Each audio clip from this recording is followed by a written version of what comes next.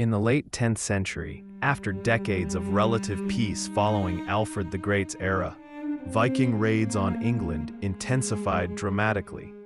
These were not small, isolated attacks, but large, well-organized expeditions. The year 991 AD marked a turning point.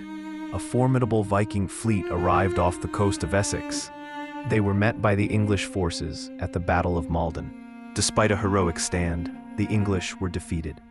Following this costly defeat, the English leadership faced a difficult decision. Rather than continue fighting, they chose a different path. They decided to pay the invaders a large sum of silver to leave. This payment, initially intended as a one-time solution, would become known as the Danegeld. The initial payment in 991 was substantial, estimated at 10,000 Roman pounds of silver. This was an immense amount for the time. The hope was that this tribute would satisfy the Vikings and deter further attacks. However, the reality proved to be quite different. Paying the Danegeld signaled to the Vikings that England was a wealthy target willing to pay for peace. It effectively incentivized more raids. Over the next 2 decades, the demands grew larger and more frequent. Payments of £16,000 were made in 994, £24,000 in 1002, and a staggering £48,000 in 1012. These payments were levied as a tax on the English population. Landowners and peasants alike were forced to contribute silver or goods of equivalent value. Collecting the Danegeld required a sophisticated administrative system. Royal officials were responsible for assessing the wealth of shires and individuals. The burden fell heavily on the common people. It drained the country's resources and caused significant economic hardship. The need for large sums of silver also had wider economic effects. It stimulated silver mining and trade networks across Europe. However, for England, the primary effect was impoverishment and instability. The constant threat of raids and the demand for tribute created a climate of fear.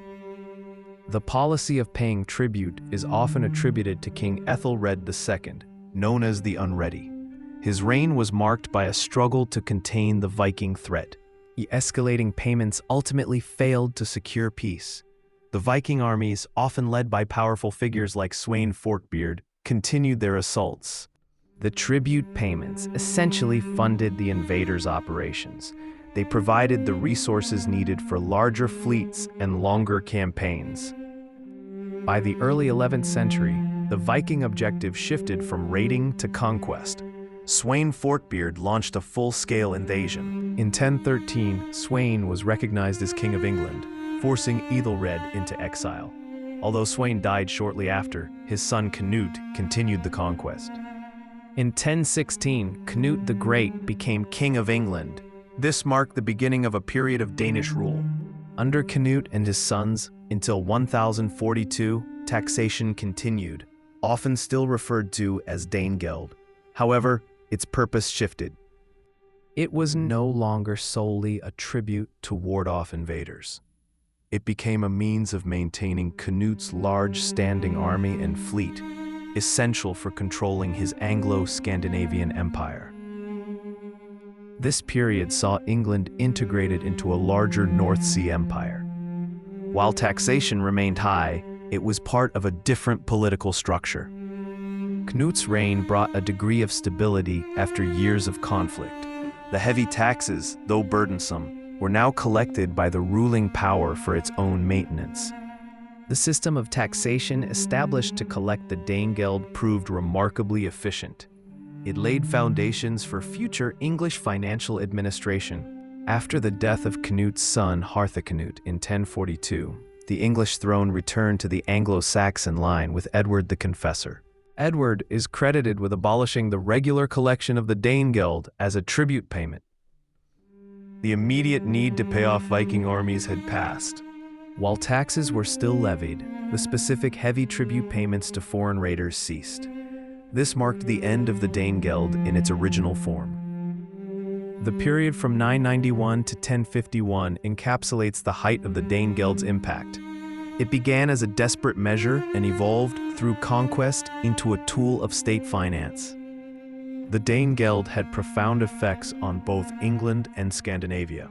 For England, it represented a period of vulnerability, economic strain, and ultimately, foreign conquest. It demonstrated the weakness of the central government under Ethelred and the strength of the organized Viking forces. It also highlighted the wealth that could be extracted from England. For Scandinavia, the Danegeld provided immense wealth. This silver flowed back to Denmark, Norway, and Sweden. This influx of wealth likely contributed to the power of kings and chieftains in Scandinavia. It may have played a role in the consolidation of kingdoms there. The term Danegeld itself became synonymous with paying tribute to invaders. It serves as a historical reminder of a turbulent era. The policy of paying off aggressors proved counterproductive for England. It weakened the kingdom and encouraged further attacks, leading directly to Danish rule.